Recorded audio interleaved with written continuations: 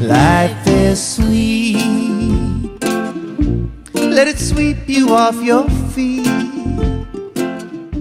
Hi, I'm Allie, and this is Find Your Joy. And today I'm very excited because I have someone very, very close and special to me on the show with me today. He is an author, a sales trainer, a father, a husband. The guy's written several books. He's done a lot of stuff. He's pretty darn amazing. And most importantly to me, he is my brother, John. John Perry, welcome. Hi, thank you so much for being here. I'm John, and how can I make your day better? And that's what he says every time you call him. If you phone John, if you phone my brother, maybe at the end of this call, I'll give everyone in the world your phone number. He will always say that. Hi, it's John, and how do I make your day better? And I always say, you just did by answering the phone. So, all about helping the other person. So no matter what's going on in our lives, we put other ones first. Yeah, you've got you've got a servant's heart. You've always had a servant's heart, and I appreciate that about you, that that's the way it goes for you. Now, the last year, you've been facing some stuff, and we're going to talk a little bit about that, if that's okay. But there's a whole bunch of other things about you besides a terminal diagnosis that I would like to share with people. And I want everybody to know who you are. And because who you are and the way you live your life is pretty spectacular. Thank you. So I'm going to go back to last year when last May. Don't forget it. I'm there. Okay, that's right. Okay. And I want to tell everybody that's listening, first of all, that if John is your brother, then you get a phone call one day that says this: well, now I can scratch terminal brain tumor off my bucket list.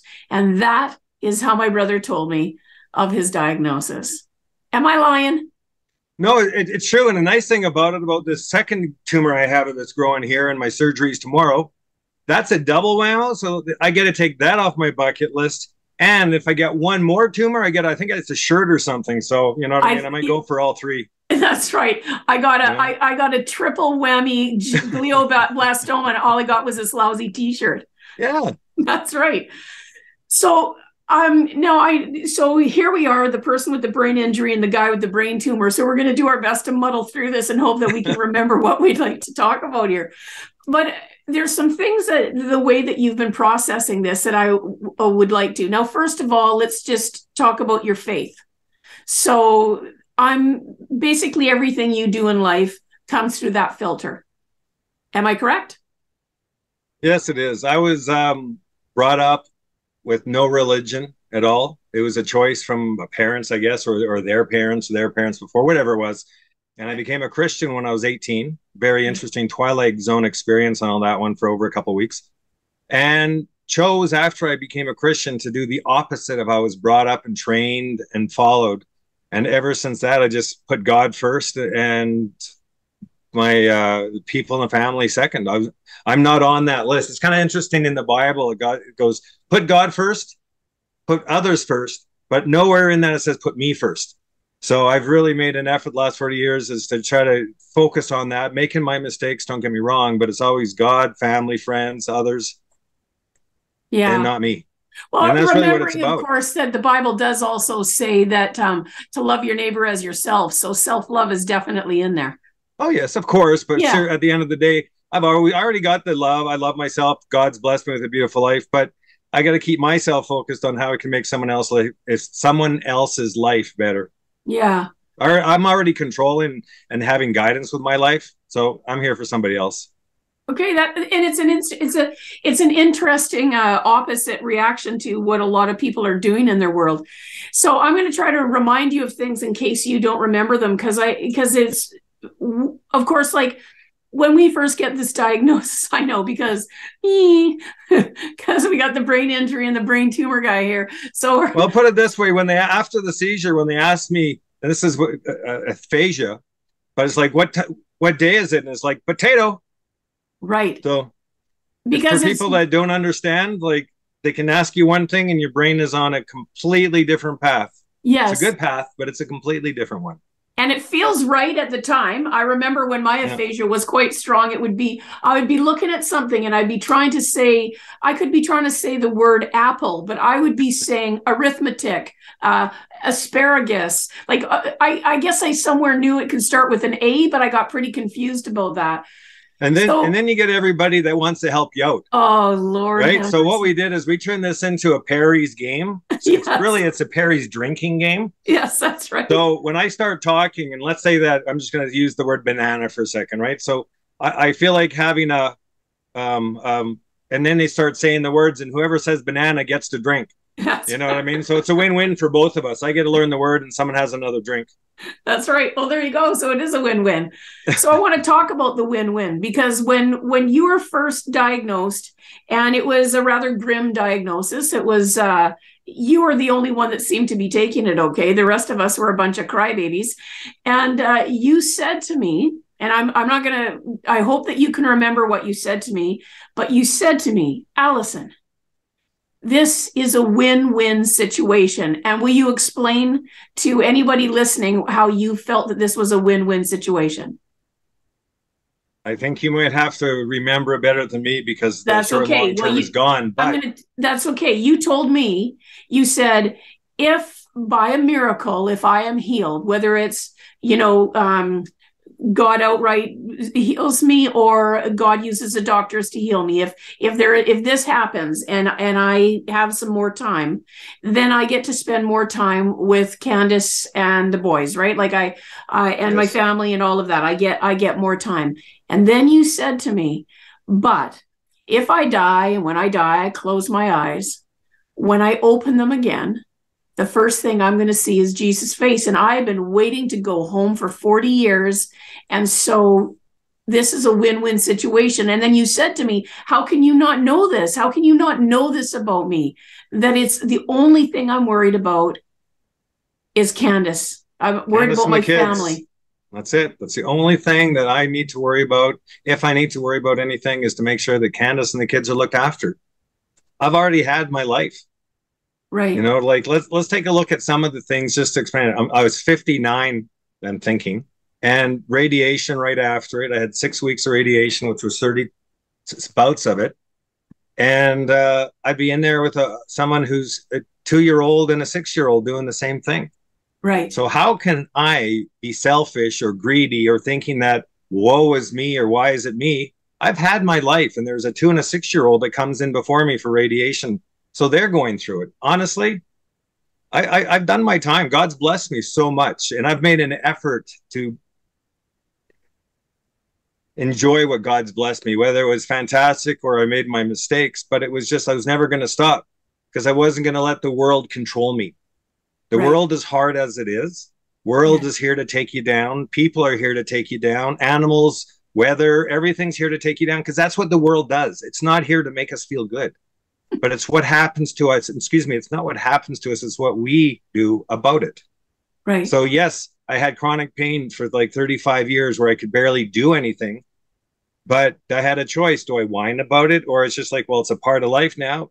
Control it and get on with life and focus on something else. So you hardly hear me ever whining about something that's negative, because realistically, it's just a part of life. We're supposed to hurt. We're supposed to be in pain. We're supposed to fall down. We're supposed to make mistakes, or we don't get better. We don't get closer to God. If you think that we're not supposed to hurt, that's where the issue is. We have to hurt to get stronger. We have to fall over to get stronger. We have to have people in our lives that are struggling to help us learn to be stronger. Like it's just, this is the steps of life. And it's just, so with me, I've lived my beautiful life. God's blessed me, and I'm just enjoying each beautiful day. Yeah, and I think that's a real gift, right? Because there's people who struggle, whatever the reason is, right? Whatever the reason is, to see. We've all been in places where it's hard to see out of the darkness, or it gets difficult. But because you've chosen to do that. And so it's been a challenge, and beautiful at the same time watching that, because there's times when well, I can remember asking you in the first time, I said, well, I'm okay if you're saying this as long as you're being honest. And then we had a big talk about that. And you had said to me, look, you know, I had my cry, I had my bit of a freak out because it's not great. It's not great news to get. Now I just need to move forward. And that's what you've always done. You have had, you know, multiple back surgeries. You've had, like you said, you've had all these things, and you've always chosen to just take the next step. And I respect that about you so much. So there's a few other things that you've done that I want to make sure that people know about. You wrote a book called More Than Flowers and Chocolates. And do I have the right? Love is more than just flowers and chocolates. Yes. Love is more than just flowers and chocolates.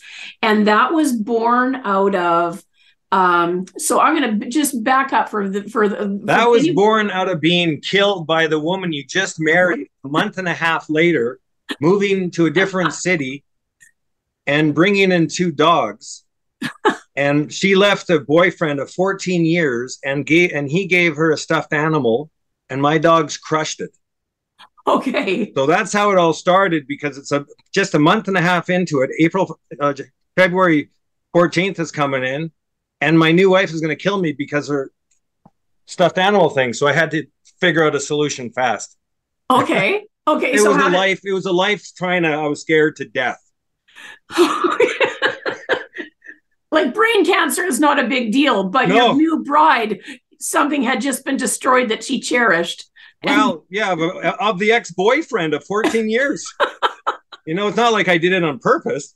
But how is she ever going to believe that, right? So it's like, what are you going to do? So, oh my gosh. So what was the first one? What did you come up with? What was your first one? Well, they ate the stuffed animal. And it's just like she was crushed, right? So I was thinking about this, and I'm always trying to do something. I outdo myself all the time. And I thought, okay, I can do a treasure hunt around the house where I'll put little side notes at different locations. So if you're going to the TV, the comment would be is what's on.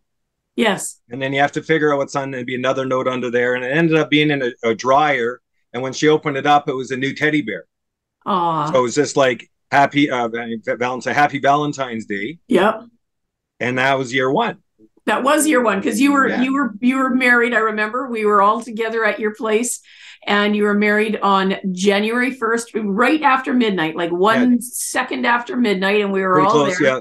And so yes, that was literally like 6 weeks later. And then from that, you tried to outdo yourself every year in showering her with love for 25 years. Well, yeah, it's just, why would I want to do, like, the whole idea about love is more than flowers and chocolates. And I did this book about 15 years later.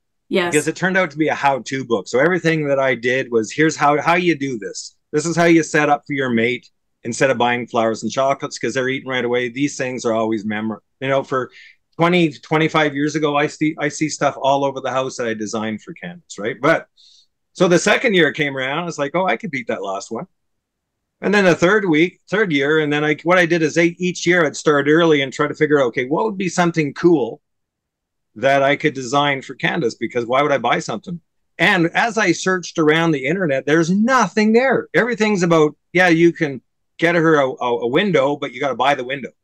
Right. Or if you can get her this thing, watch, but you can buy the watch. No. I had to fix it up. So I decided just to redesign everything. It's beautiful. And I love it. Yeah. And I love that the only person that you ever competed with was yourself, and making sure that you always showed her that you loved her more. So, So everybody knows that John has this book, and we'll have his website and things like that out later. And the book is called Love is More Than Flowers and Chocolates. And it's really a how-to book from a guy who has spent the last quarter of a century absolutely adoring his wife. It's all about bringing the love and the heart. It's not about buying. It's about making the effort. Ah, see, that's the thing right there, right? It's making the effort in everything you do. You've just always been doing this, right? You just make an effort. And there's a saying that you have. There's a few sayings that you have. We have John-isms all over the place. But the one is your best. Help me with that one. Your best is just your starting point. And the reason, like when I was writing my sales book, I wrote about 12 or 14 different quotes that's in my book. So if you want to know a business sales training book, it's there as well. But your best is just your starting point. So I teach this on my kids, and I try to challenge my kids to always go better than they were the day before. There's no use being average. There's no use going backwards. There's no use spending your day complaining about what you can't do. Right. And if you can do something, there's no use to it. So your best is just your starting point. We're all at this exact second in our life, we're at our best. We're no better than who we are right now. Our parents told us, when we're at school, go do your best. When you're at sports, go run your fastest best and jump your best and this and best. And it's like, well, you're already at your best. So what I teach my kids is your best is just your starting point. So how can you get better? And each day, whether it's walking more, for the people that aren't walking, it's walking one extra step, or reading one extra chapter, or doing one extra exercise, call it smiling to one extra person. But it's always doing more each day, or we're going to fall behind. And if we fall behind, we get weaker and we start blaming. Ah, right. And then that's a very slippery slope to get on, right? Oh, very. And that's where I feel a lot of people are sad or lost because they forgot to work on themselves, right? Mind, body, and soul. You got to keep all three strong. You can't go 2 out of 3 and think that you're winning. Right. That's an amazing point. Now you've got this amazing, you've got a sales book that you've written, and you've created a sales training. Is that right? A 12-week sales training? Can you just tell us a little bit about that? Because here's the deal for me, right? I can say, oh, he's awesome because he's my brother, and he is awesome and he is my brother. But there's a whole bunch of things that make you awesome outside of just that you're my brother. And that's the things that I don't want anyone to miss out on. I want as many people to know about, like this guy who's in the face of all these things is still doing whatever he can to be the best person that he can in every situation. You show up over and over. And that's what the book talks about, right? Like the book helps other people. It points them in that direction. And it's not about be better than the guy beside you as much as be better than the person that you are right now. Every day, move forward on that, because that is our competition. I'm my competition. That's the deal, right? That's basically.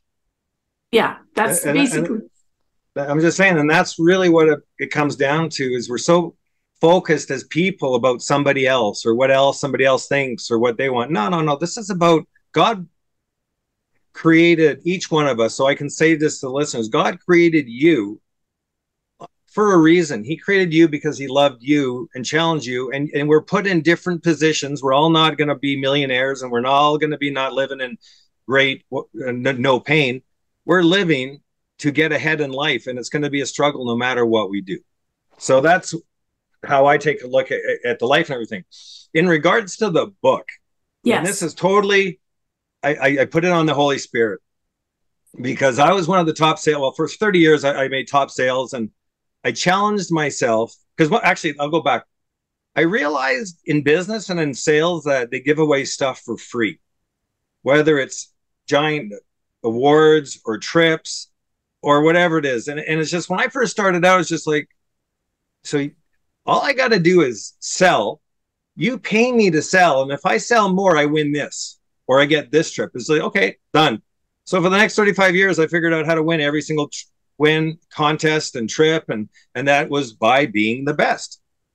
And I challenged myself in a little bit different way, because I realized that to me, sports is like or sales is like a sport. You know what I mean? Just get better and better and better.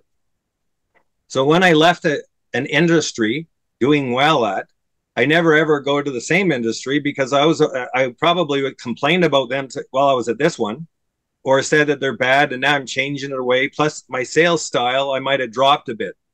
So when I get let go of, say, company A, I go back to the basics, read all my sales training. I'd go back to be sales trainer. I used to work with Dale Carnegie, be assistant sales trainer. So not only am I reading the books and getting to the basics of sales, but I'm retraining other people in sales to get me back to focus. So when I get into company B, I'm already at 100%. Right. So President's Club, it's on its way. Again, this company, for whatever reason, is over. Then I go again, start back, retrain myself, retrain others, and I always keep on getting back. And that's what kept on me being stronger sales rep. And my book is about not being the best five, but it's being the top five of the top five of the top five. I teach you how to be the best of the best, and I teach business owners to do this in the book. So throughout my life, I kept on training myself to be the best, and I ended up being the best, my best. Right. Then I had the sales meeting that one of the sales managers over in Montreal made a comment, and the whole way things went was I just shook my head and going, this was so pathetic and bad as leadership. I just about puked. Honestly, it was so bad. So the last thing that the guy said is, if there's anything else that you want to talk about or share something that you missed out or wasn't good, please send me an email and I'll see what we can do. Well, I thought about it and I prayed about it. And I sent a 6 or 7 page email telling that this Fortune 500 company around the world that has 3,000 or 4,000 sales reps, I said, the reason that you're sucking and failing as a company is because of sales management. It's not your salespeople, because your salespeople are trained or skilled. They're just not trained. And so Candace, I told her this, and I said, right after I sent it, I said, the Holy Spirit just got me to send this email. And then she goes, they're going to fire you. And it's like, no, I'm top sales. They're going to fire me. So she got me a little spooked. So I decided, and this is end of December 2019. So I decided to write a second email. And the email was just quickly, I know there's problems. I know there's sales issues, but I'm about to write a sales book. I've been trying to write one for 20 years. And you're welcome to use it to help out the sales team to get better. And then I thought myself, nah, I can get better. So pray to God again and get things going. So I designed a whole sales training program for the entire organization around the world. And they fired me. So on January 4th, 2020, or I think it was, I realized, oh, okay, now I got to look for a new job, which is fine. So I went back to doing the retraining and doing this and that. And then after 200 interviews or resumes, I got one interview, and the lady says, you're overqualified to sell our product. I cannot hire you, which is interesting because I'm thinking I'm overqualified. So you want someone to sell your stuff, but you don't want someone that's overqualified to sell. You want someone that has no idea what they're doing. You know what I mean? So so that one just knocked me down for about a couple of days going, I've never heard of anybody say that. You're too good to sell us our stuff. We only want crappy salespeople. So I started writing my sales book. And the January, February, I think it was March.